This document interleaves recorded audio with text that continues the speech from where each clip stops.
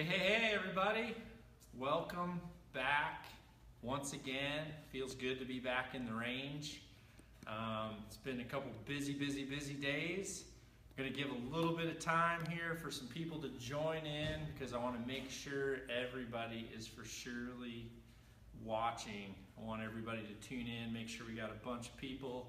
Tonight's going to be a big night, and tonight is really all about you all watching. 100%, this is about giving back. Can't thank everybody enough. Pretty much had almost a full year now of really working closer with all of you out there with now live feeds and different videos and everything, and we've got a lot of stuff that I want to cover. Just to give you a little outline, I'm going to let a few more people join in, and I'm going to have a big night to start things off. But then I want to get into lots of questions, tons of questions about how do I set up my jig for my fletching and degree of offset and things like that. So I've got some brand new jigs right here in the box. I haven't even opened them, and I'm going to let you guys see exactly how to just take a Bitzenberger jig, set it up, all that good stuff. We're also going to talk about how or alternative ways to silence your rest for those of you who have a Nock On Elevate rest. We've had some people ask about silencing it. There's a lot of different ways to do that. I've got a way that's been working really good. I did it on my bow and Rogan's bow.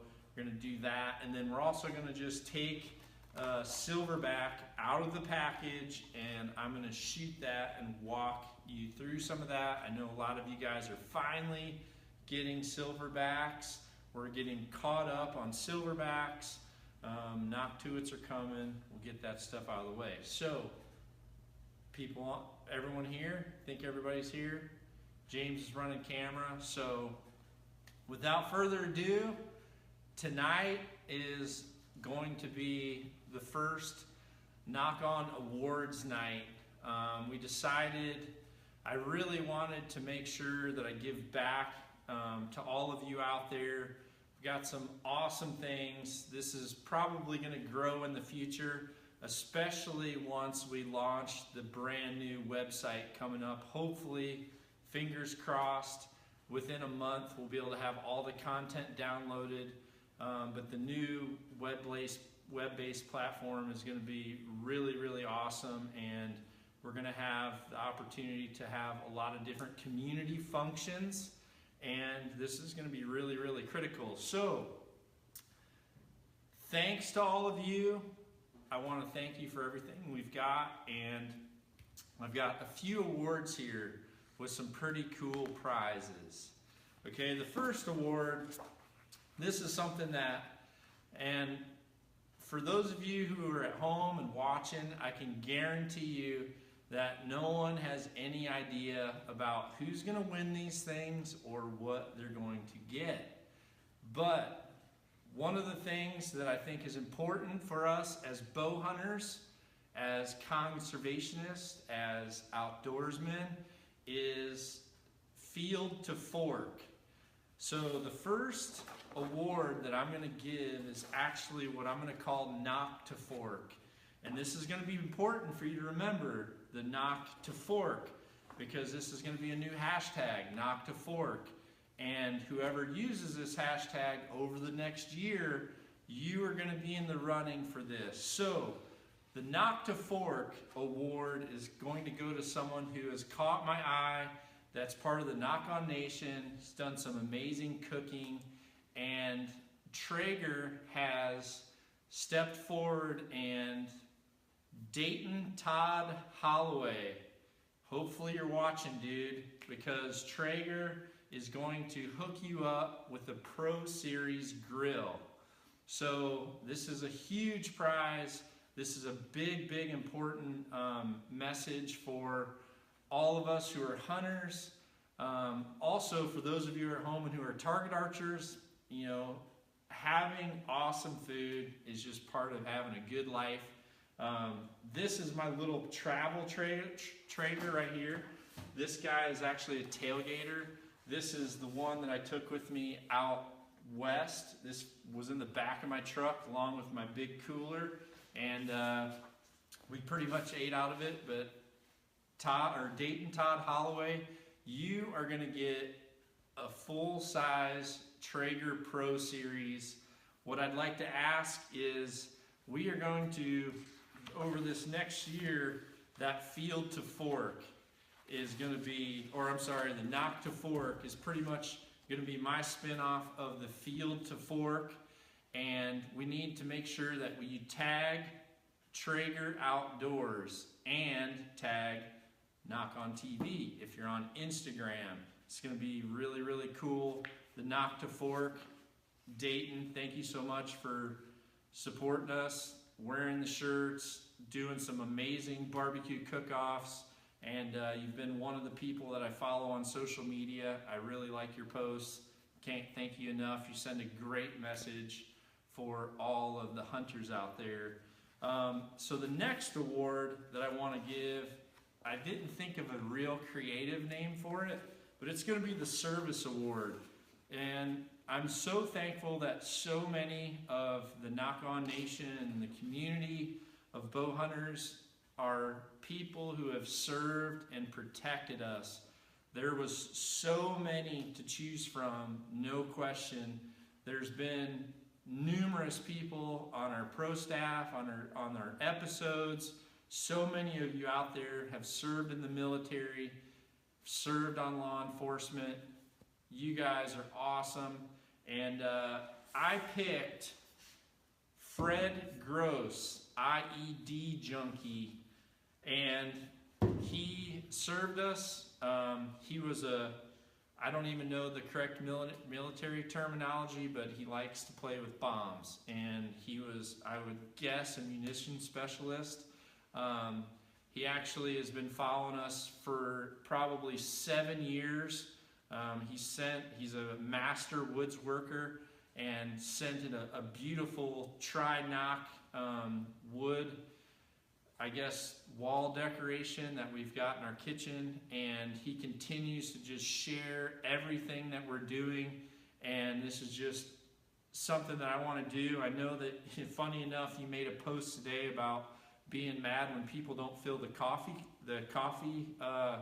jug or don't redo the coffee pot at work. So I'm going to give you this big old sucker. This should keep you going for a little bit at work, and then when you fill this sucker up, you can leave that pot empty for the next guy. So Fred Gross, or if you're on Instagram, IED junkie, dude, thank you so much for your service.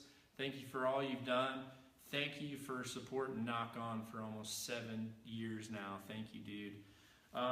So the next one is, this is one of my personal favorites. Actually, the next two is going to be big.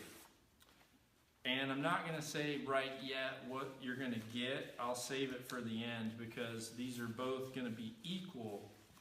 So the next one is what I call the Social Butterfly.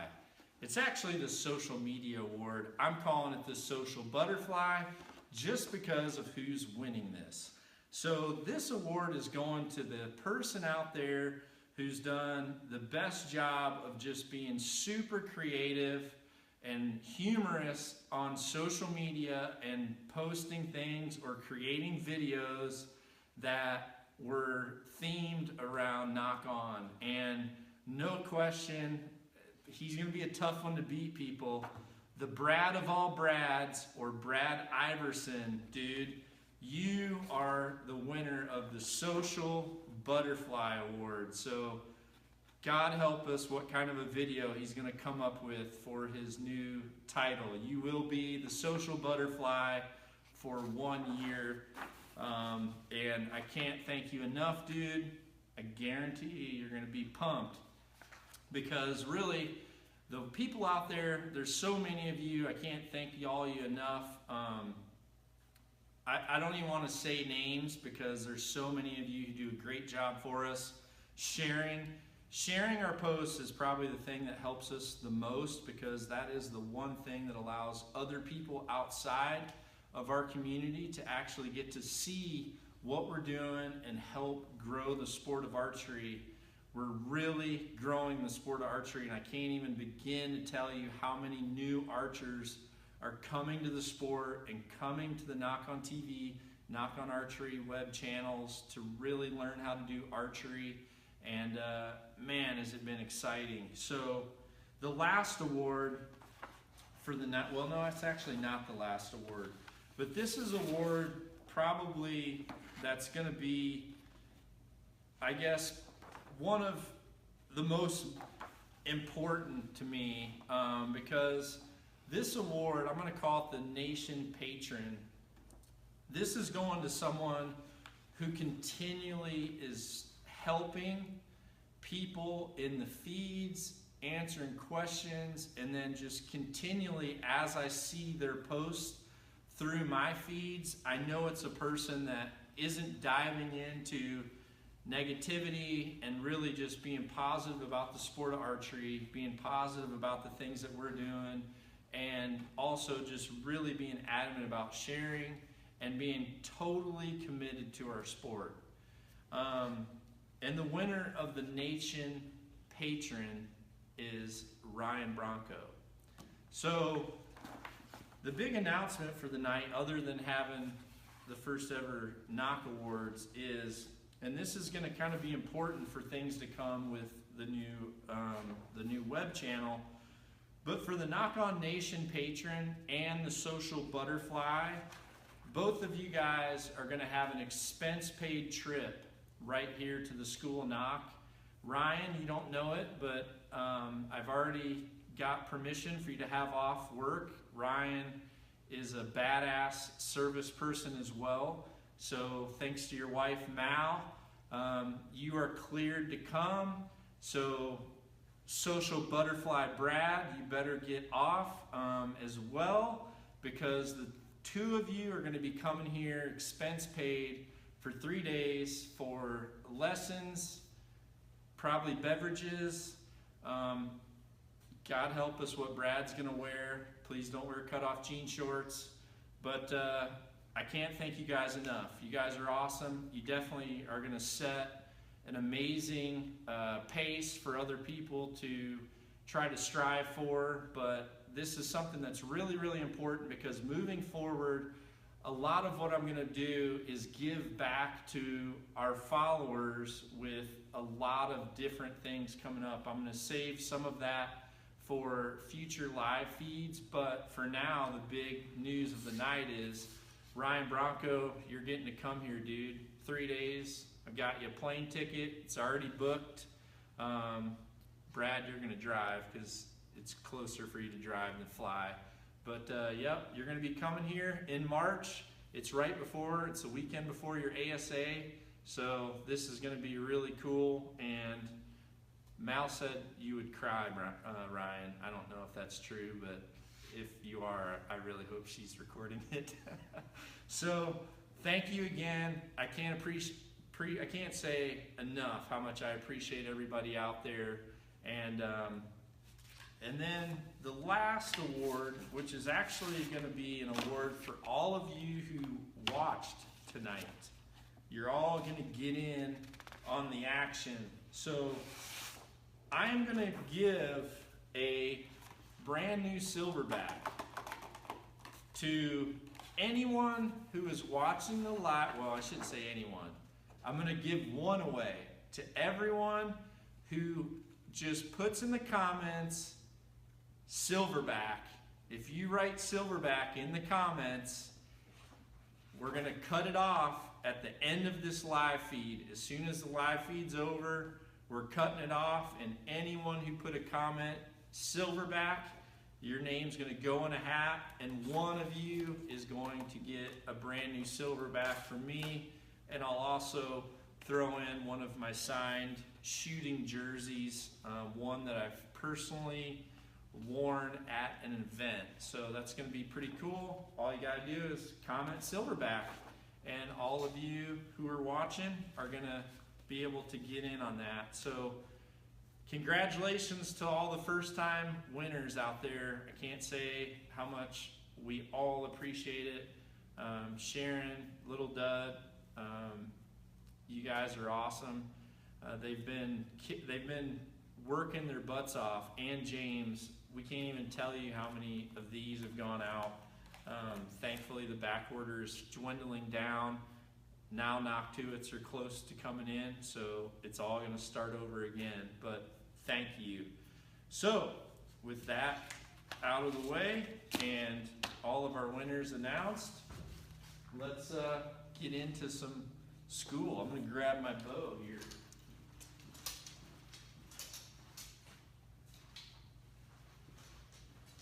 Okay, we're going to first start out with jigs. There's a lot of different types of jigs out there on the market. The Bitzenberger has been pretty much just bomb-proof. It's been a jig that's worked for a lot of years. I know there's a lot of different ones out there. There's tons of them on the market, and if you have one that you like, stick with it. That's great. If you're looking to get into fletching your arrows for the first time, I do have a video series. The Nocked and Ready to Rock segment from last year's TV show is all about building your arrows start to finish. I'm gonna release a full version of that with all 13 episodes built into one full-length Nocked and Ready to Rock segment, which will show you how to select an arrow, choose your fletch, crest, every single thing. Take your jig, put your vanes on, go out, tune your arrows, the whole 9 yards. But when you get a jig and it's brand new out of the package, a lot of people don't know where to start. The main question and the biggest question is, how do you choose your offset or your angle? With the Bitzenberger, you have a lot of options for being able to adjust that. And as a disclaimer, Bitzenberger is not a sponsor. But I've used their jigs for probably 20 years, maybe more, and I think it's just a great bulletproof jig. The other thing you can do, and funny enough for the cost, AAE makes a little fletching jig just like this. I'll take this one out of the package. I used to travel with these because these jigs actually come set up with a very good offset. Funny enough, they're fairly cheap. They're certainly not as good as a Bitzenberger when it comes to the versatility of it, but more or less what you have is a clamp that slides in, and it's going to be tight to start with, just so you know. I like to actually sand these down so that they slide in and out better. But it's made so that it actually has an offset that's about optimum, funny enough. And it's super simple. This is just made out of plastic. You actually just take this out and rotate it into the next slot, rotate it into the next slot. So you do have to take it out and actually make that turn every single time. And you know, it is plastic, so it has its pros, it has its cons. If you're on a budget, don't overlook this, or if you're a traveling archer that wants to have the option to be able to refletch on the road, this is a great option as well. So I kind of always like to show people the option that I have and then an economy option. So that's kind of what we're doing. So with a Bitzenberger, when you take this out of the package, you're pretty much going to have a set of directions, which let's not even worry about those right now. And you're going to have a couple Allen wrenches, and you're going to have your clamp, okay? So one thing I want to tell you, we're all about trying to help you out, no different than what I did with the X-Press.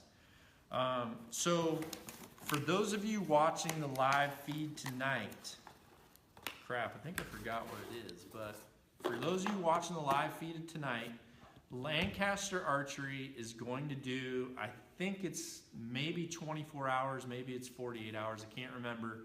But Lancaster is going to offer you a killer deal on the Bitsenberger through my Nock On account, you have to use promo code Nock On, and you go to the LancasterArchery.com website, use the promo code Nock On. If I'm wrong, I'll have to make a post tomorrow, but I think that's the promo code they gave. But with that promo code, you're going to get this at an awesome price. You'll have to go there and check it out, but I can guarantee you, you're probably going to get this for about 20 bucks less than you can get it if you go into a retail store. And 20 bucks savings on something like that is a great deal. It's probably 20% off.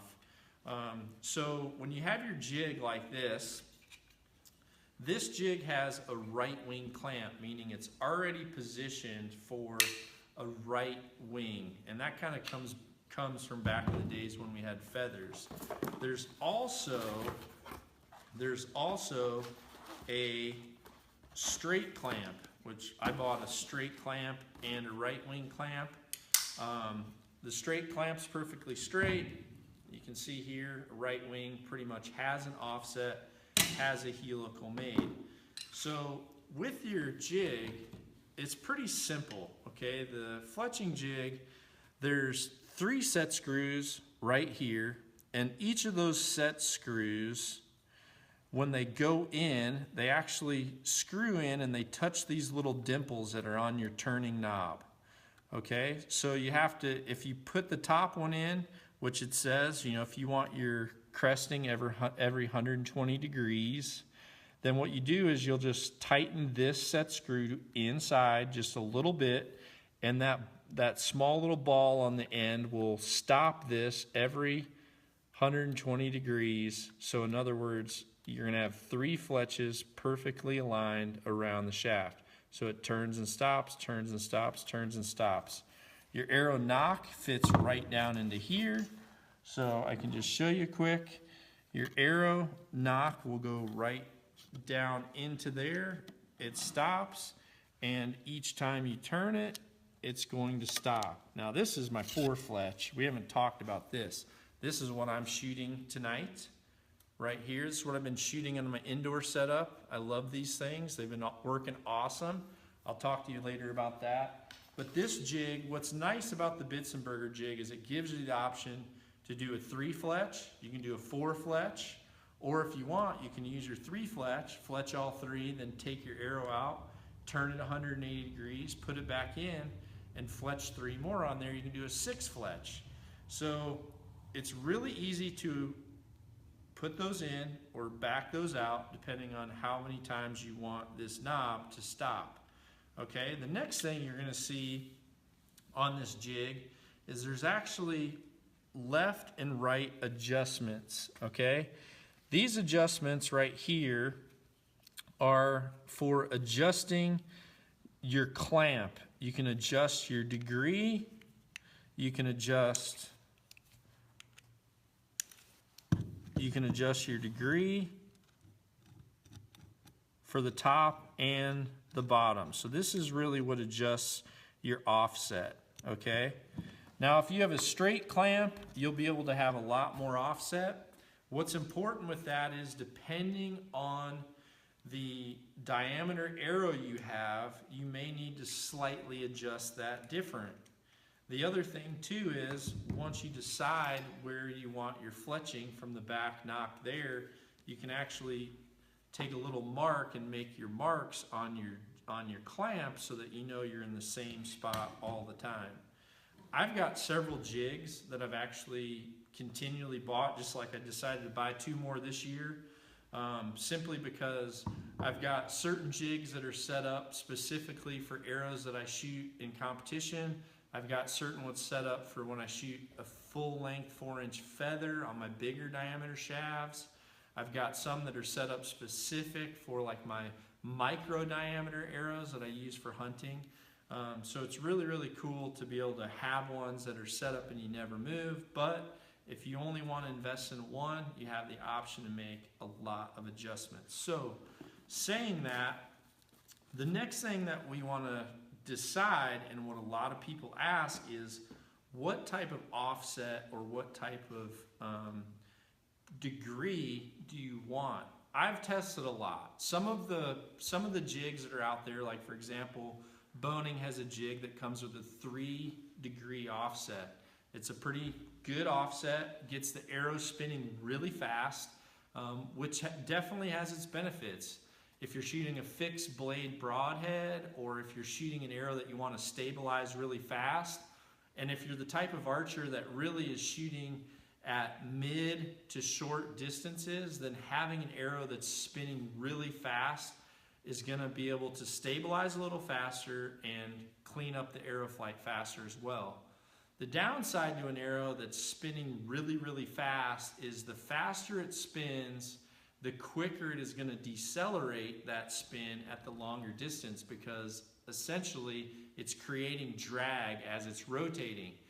The thing is with long distance shooting is the faster it decelerates, the quicker it starts to lose course of where it's going. So the faster the deceleration, the less accurate it's going to be at longer distances, which is why a lot of top-level target archers, when we used to shoot at 70 and 90 meters, we shot arrows with a slight offset, but not a serious offset. However, again, it is pros and cons. So like with recurve archers that are shooting fingers, they're wanting to clean up that arrow flight as quick as possible. So for them, a lot of them shoot spin wings or a very serious offset. Anything that they can get away with as long as they've got clearance going through the bow, because again, they're trying to clear up that arrow flight. Now, with my indoor arrows, it's pretty much the same type of thinking. So I've got, if you look on this arrow, I've got about a 1.5 degree offset. But what I've done is I've actually found that instead of me using 3 4-inch feathers or 3 4-inch vanes, I'm having just as good luck shooting 3 4-inch or 4 3-inch max stealth vanes. And I've done this on the Bitzenberger. You can, just adjust it to 90, screw in the little one that's 90, and it'll stop every 4 turns. So what's nice about this is, it's a shorter fletch, but it does spin really quick. It stabilizes super fast. And what I've done, funny enough, I actually did a custom build for my buddy Justin. And it was actually something that I'd been wanting to try for a long time and just didn't do it simply because I was kind of sticking with something that I had always done, so to speak. So what I did was I actually went with a freak bar, which is an extended, a longer overdraw for the Nock On Elevate rest, puts the arrow rest behind the back of the tech riser. It gives you the option for having more ability to torque tune with your sight. So I've cleared up some of my left and right. So I'm going to do that on a future video. I'm going to show you torque tuning. But what I did was I actually stayed with the fall away rest. I brought it down to the lower limb. And the reason why I did that is because with this fall away, I'm able to have clearance to have more fletching. The one thing with a lizard tongue or a launcher style blade is you have to make sure that your fletching is clearing that launcher perfectly in order to have really good arrow flight. What I found is with a limb driven fall away, I seem to be really consistent. I'm not having to worry about the actual cable length that goes into my cable, because that can sometimes get finicky because it really dictates how fast or slow the arrow rest drops out of the way. With the limb driven system, it pretty much takes all that away. You don't have to worry about how quick or how slow it's dropping out of the way. And it really gives you the ability to shoot a numerous amount of fletchings and have perfect clearance. So that's pretty much what I'm going with, and I really, really like it. So to set up a jig for the first time, I'm just gonna set this right here, James. Hopefully you can see that. And I'm gonna talk with you about how, if you have a straight clamp and you wanna talk about offset or degree, how do you do that? So what I do for the very first time is I'll take a piece of vinyl Okay, I'll take a piece of vinyl wrap like this. I'll mark it in the center. And then what I'll do is I'll take a compass or a protractor and I'll measure a degree that I want to the top of the center. So in other words, I'll lay that on there. I'm sorry I don't have one with me, but I'll lay that straight edge. I'm just going to use, oh, that's not very good to use, but I'll use my arrow, I guess. So I'll lay that protractor down, and then I'll see where 2 degrees is. I'll measure that 2 degrees, and I'll go ahead and strike my line. So once I've done that, and again, this is for your initial setup.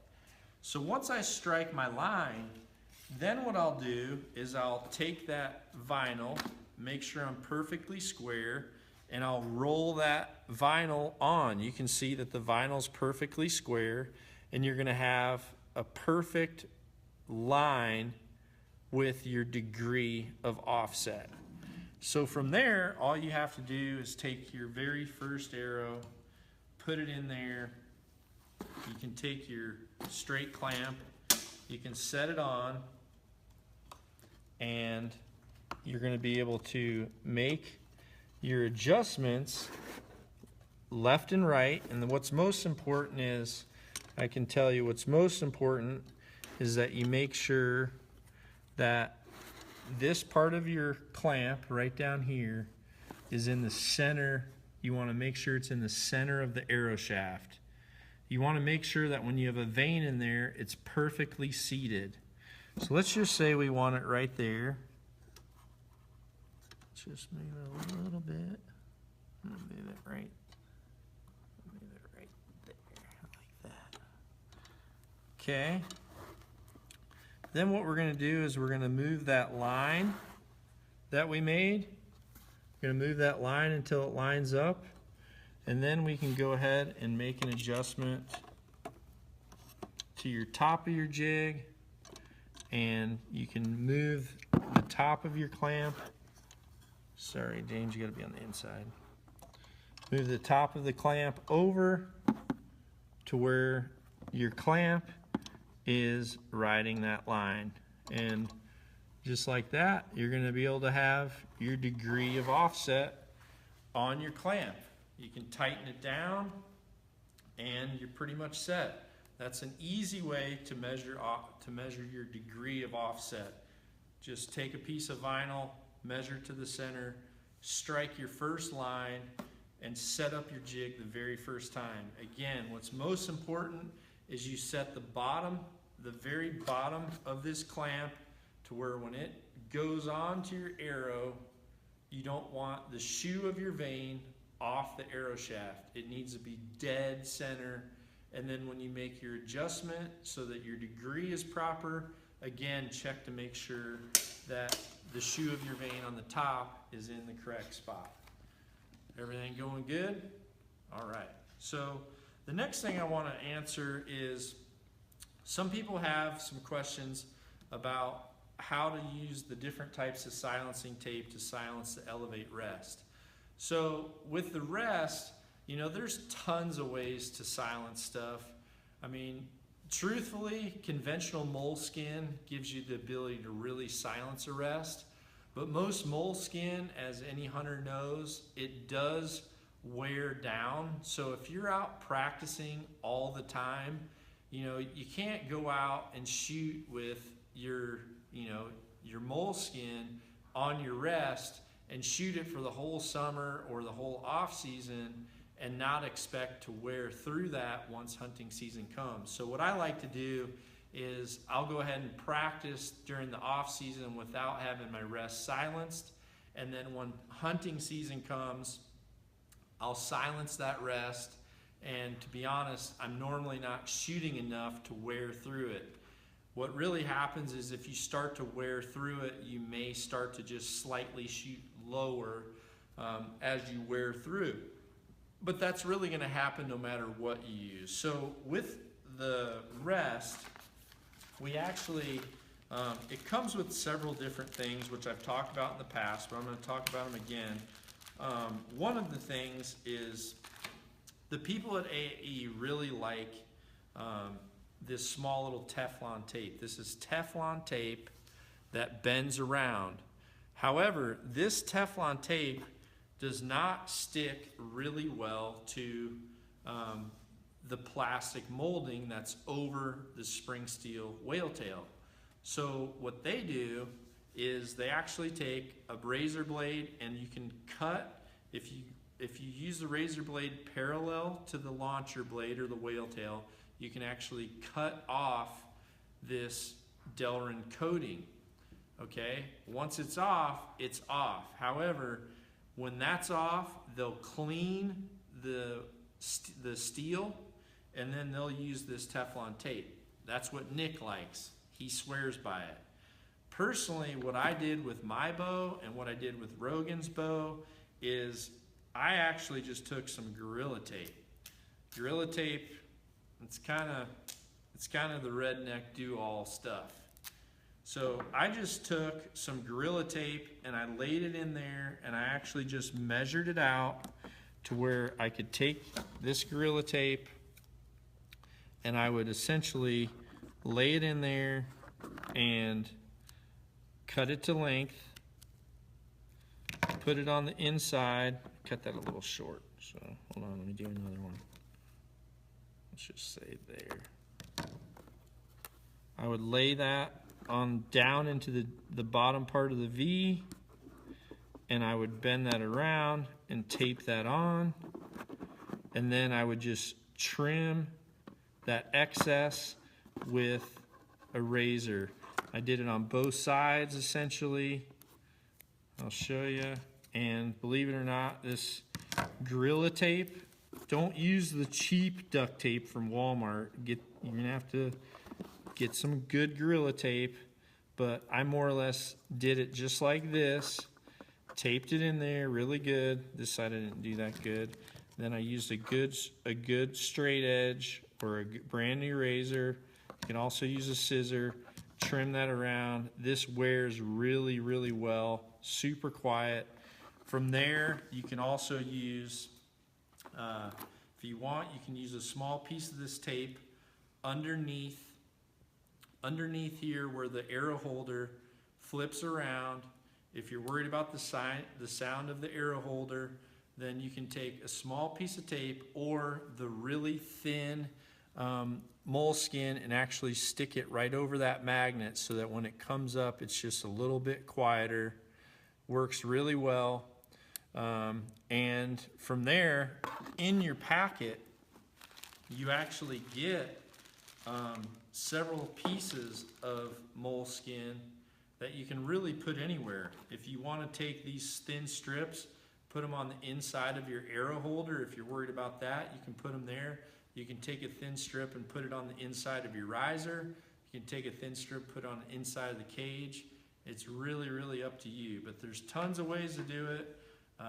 I used the rest all of last year, and I can tell you it worked awesome. Any rests on the market, you know, if you don't put the silencing tape on there or the silencing stuff that comes with them, then you are going to have some noise. That's just part of it. But you got to just take a few little steps.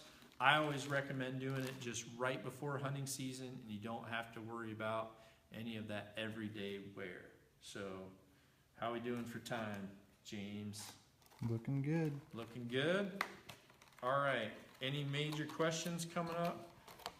One thing a lot of people have said is when I'm in my live feeds to not continually break to answer questions that are off topic. So in the future, through the website, I'll do some private live feeds where it's just all going to be about what the members want to ask, and we'll just literally wing it. Whatever you're asking, we're going to talk about. I'll be in my archery shop that's being built now as a studio, and we'll be able to do it that way. But when I'm on topic like tonight, we're going to stay on topic. So I'm going to talk about this silverback. I'm going to go ahead and take one out of the package. And tons of questions. I don't know where I put my Allen wrenches, but oh, I got one in my pocket. So tons of questions about the silverback. And whether or not I believe this release, if someone were to buy one release, what would it be? Honestly, Sharon and Harry, they started on a tension activated release. This is, the Silverback, which is a 2-finger original version of an Evolution that I've made a few little changes to. There's a difference in spring, also a difference in the hook now as well. This hook is slightly different than the first generation of Silverback. First generation, perfectly fine. I've made just a slight change. You can see the hook is even just a little bit tighter in there, just so that it actually just kind of hangs on there a little bit better. One thing to keep in mind with all releases is with a release, the internal parts on them, they're hardened parts. So they're heat treated to be hardened so that they don't start to round off. The thing is, just naturally, any type of material that is hardened, that's super hard, normally it ends up being a little bit more brittle. So what happens is these parts are hard so that you have edge on edge, and they have really clean firing. The sears are super crisp, sharp corners. But if you take a release and you drop it, because the parts are hardened, you do have the opportunity to break one of the hardened parts. That's just the reality of having any type of release that has true hardened sears. The quality's a lot higher, but if you drop it on a concrete floor and you break a trigger off or you break a hook, all you gotta do, if you have one of these, is give Carter a call and they will help you out, no question.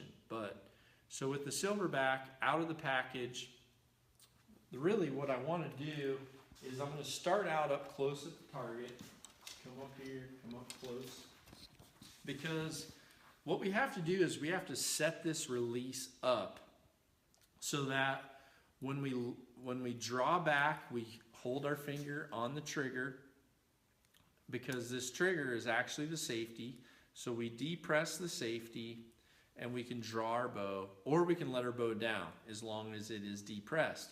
If you remove your finger from the safety, then doors end up getting shot, or people's walls, or who knows what you can shoot when you draw back or let down with your finger on the safety.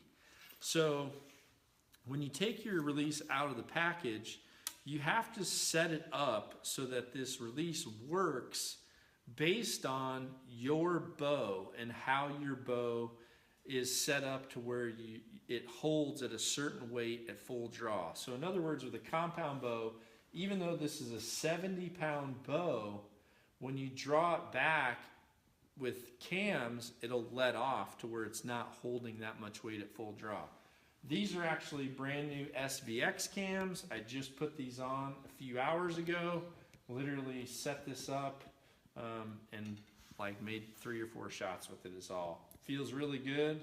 I think my initial feel is that I actually like the feel of the SVX cams better on my Prevail 40 than I did an X3, which is not like me, but that's my honest opinion. So. Also, for those of you out there who, I saw a lot of rumors going around that I was going to announce that I'm leaving Hoyt and going to another bow company. Sorry, I'm not. Hey, I support every company. Make sure you guys know that. I'm a Hoyt guy, but I know a lot of those winners are not Hoyt people, so that's that. But what you do is, you're going to take this release, put it on your D-loop, you're going to hold your safety down, you're going to draw that release back, and you're going to let off the safety, and then we're going to start to slowly pull harder against the back of the wall, or when you're at full draw, we call that the wall, we call that the stop. We're going to pull a little bit harder until this release goes off. Now, if the release is not set up heavy enough when you first take it out of the package, for example, if you're shooting a very heavy bow, chances are it's not going to be set up to hold that when you let off the safety. So if you're safely aiming on a target and you let off the safety and it fires right away, then what that means is you're just going to have to increase the poundage. And it's super simple to make your adjustment to either increase or decrease. It comes with an Allen wrench. You can put the Allen wrench right in the back of this here, and if you tighten it like this, clockwise, it'll make it harder to go off. If you do it the other way, it'll make it not as hard to go off. So ideally what you want to strive for is you want to let off the safety, and you want to be able to put some effort in order for that release to fire. You don't want to put in no effort, because you really want to learn how that release feels when you're pulling, and then it goes off. I like to start off new people with having more of a pull than what they would prefer. And the reason I do that is because this release does several things. If there's a lot of different things that this release proves to you and points out to you and identifies for you. Several different things that in the long run are things that you'll end up needing a coach for.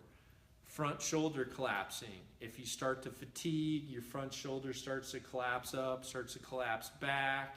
That's one thing. If you're creeping forward on the bow, meaning you feel like you're at full draw, but you're actually going forward just a little bit, it'll also not be firing, because even though you feel like you're pulling harder, you're actually creeping forward.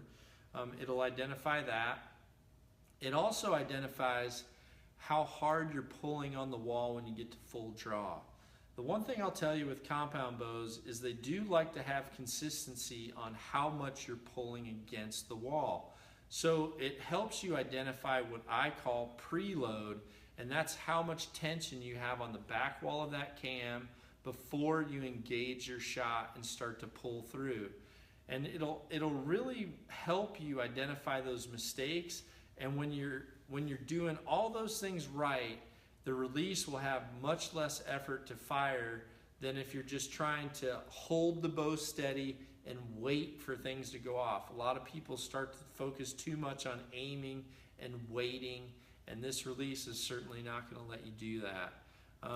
I guess a few things, I saw this in the live feed today, a few things that are important when you talk about anchor position. Some people said that they are shooting a handheld release for the first time, and they just can't feel like they have a good anchor position.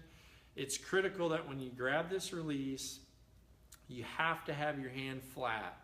I can't say that enough, because as soon as you start to make a fist, you're going to bring these fingers, if you were on your face with it being flat like this, as soon as you curl these fingers, you start to lose surface area, and the only way you're going to feel comfortable is if you get that knuckle back behind your jaw. And you're not going to want to do that, because as soon as you start to fist up, bring that knuckle behind your jaw, you're going to end up compressing the shoulder, leaning back, and you're going to be in this type of position at full draw. That's not what we're looking for. So I'm going to go ahead and try this for the first time. Put my finger on the safety, checking my stance, keeping my hand flat. Gonna raise the bow to the target. Front shoulder is down.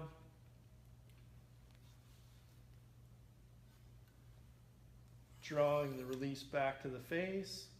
Again, flat hand. I'm gonna bring this index finger under my jaw, okay? Middle finger is right above that jaw, so index is under, middle is over. I'm gonna let this down quick. Stay right where you're at, James. So essentially this V right here is splitting your jawline. This is your jawline. You've got your index under, your middle finger's right above, sitting just like this. Both fingers are on the face. If you can't feel your middle finger, or if all of a sudden you feel your ring finger or your pinky finger, then you know you're changing your angle. You don't want to do that. So All right, here we go. Gonna draw back, fingers on the safety, anchor, looking through my peep, gonna let off my safety. I'm gonna pull, pull, pull, pull, pull, pull, fire. That's actually set up dead perfect. I like that. Set up sweet. So if I let off my finger and that safety went off, or the release went off, then I would have to just add turns into the back of the release until that happened. So what we're gonna do is I'm going to, I think we're probably getting fairly close to needing to wrap up this live feed. Let's go back and shoot some arrows back from 20, and I want to give you this week's homework. I'll post a little video on this too. So this week's homework for you guys is going to be all about timing. Okay, a lot of people don't have timing and rhythm, so this is important. Focusing on timing does several things for you. Well, it does two specifically. One is it's going to help you become more consistent with your preload, your let off, and then your engagement or your movement, your continual pull without stopping and starting. It's going to be important that you do this somewhere where you're not being blown all around with the wind or struggling. Don't shoot at moving targets or floating ping pong balls or anything like that. You're going to focus on a fixed distance where you're comfortable being able to be steady as possible, and just focus on your timing. And I want you to actually count in your head. So with the silverback, I'm going to let off the safety, and I'm going to start as I'm pulling. I just want to count in my head 1, 1,000, 2, 1,000, 3, 1,000, 4, 1,000, 5, 1,000. And I'm just going to continue to do that, counting in my head 1, 1,000, 2, 1,000, 3, 1,000, 4, it goes off. So what's going to happen is you're going to start all of a sudden realizing continual pull, and you're going to find that over this next week of doing this, you're going to start to have your execution go off within the same 1 or 2 seconds. I don't want you to make it go off within the same second. I want you to focus on the count until it starts to do that on the second that we talk. And the other thing that's important, and what's critical and probably most important about this exercise, is because you're occupying your conscious thoughts by actually counting in your head and mentally focusing on the count, then what's going to happen is you're going to draw the ability of your conscious mind to worry about what the pin is doing, and you're going to have less tendency to have anticipation on the target or have to worry about any type of target panic issue. By focusing on the count and actually occupying your mind with that count, you're going to prevent negative thoughts to come in to the conscious. So it's going to be really critical. Let's go back. We're going to end this baby tonight with 3 good shots. So I don't know if I'm really sighted in, but we'll be close enough. See that flag right there? I don't think I've ever talked about this flag right here. This was given to me by someone with the Nation. This flag right here, July 4th, 2008. This flew over SEALs Team 8 right here. This was given to me by one of my Nock On Nation buddies, Mike. Thank you, Mike. Appreciate that. All right, let's shoot some black dots. So we got my new 4 Fletch. Oh, by the way, it's been a long time coming, but we're gonna get some Nock On wraps on the website, by the way. They're en route, so you're gonna have those. Why don't you come probably about right here, James. So I'm gonna draw back, and I guess I'm inching forward, not technically 20 now. But I'm gonna draw back, let off that safety, and I'm going to pull through the shot, counting in my mind. Ideally, I really like my shots to go off anywhere from 10 to 14 seconds from when I start to raise my bow and go through that. Normally, once I've, this is important too, breathing. So I'll draw oxygen in, I'll take a breath as I raise, draw back, and once I'm settling in, at that point, my breath ceases, and I literally take the oxygen that's in my lungs, and as I'm counting, I just let the pressure of my lungs slowly remove that oxygen out. And if it gets to the point where it's taken so long that I feel like I need to breathe, I know by that point I've held too long, and the best shot at that point is going to be canceling the shot. So ideally, I want to just focus on count. So for those of you at home, once you see my finger come off the trigger, I guess you guys can count, because I'm not going to count out loud and still be somewhat steady. So I'll let you count, and we'll see how my rhythm's doing. I'll count myself. All right.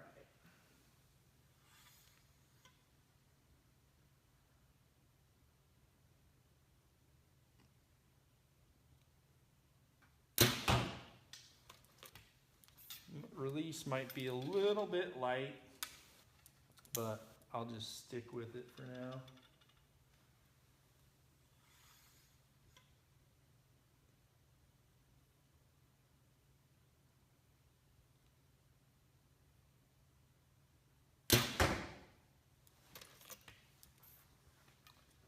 And just focus on the count.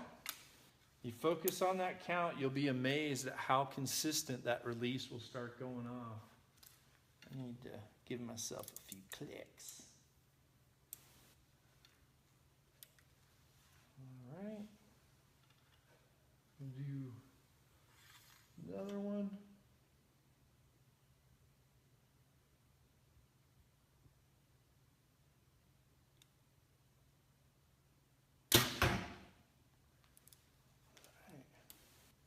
I have to sight this baby in. I love the feel of this.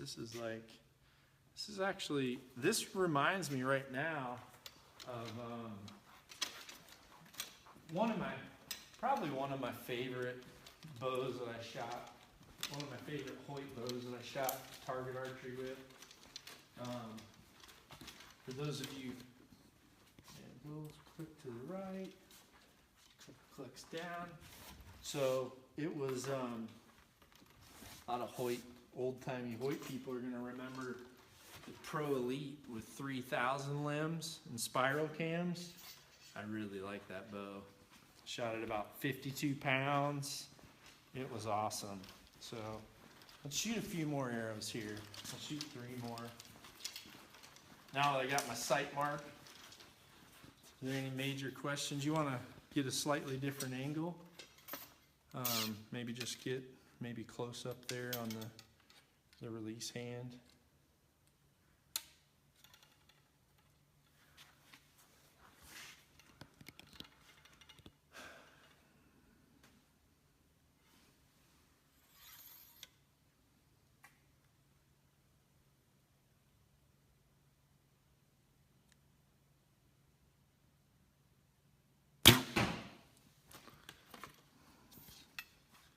See? And this is, it's actually a really good exercise right now because I literally just built this bow. I'm not familiar with the valley and how the cam feels. So I'm actually a little bit uncertain of how hard I need to pull on the cam, how much valley I've got. The X3 cams I had were a little bit spongier than this SVX. But overall, the valley and the stop feels really good.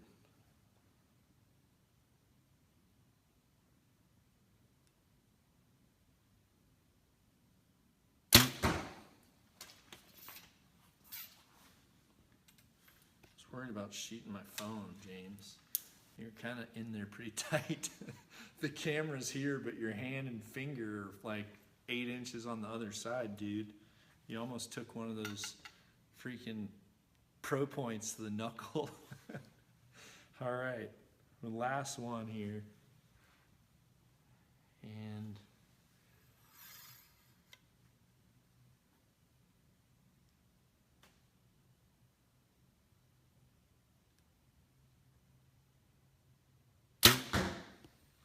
awesome. So, hey, if you haven't put Silverback in the comments, you're going to get screwed out of having a chance to win one. Congratulations, Ryan Bronco. You're coming, dude. Pack your junk. Let's bring that PSE, that pink PSE up here. Brad, who knows? Well, you always do weird things with your Hoyt, so pack your Hoyt up. Todd, Dayton Todd. I don't know if that's your first last name or your nickname, but anyway, awesome cooking, dude. You're gonna get a Traeger. Congratulations. Fred Gross, you IED junkie. You are awesome, dude. Thank you for all your service.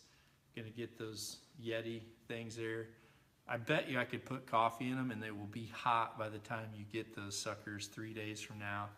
And yeah, whoever wins the Silverback. Is that it? That's it. All right. Knock on, everybody. Thank you tonight.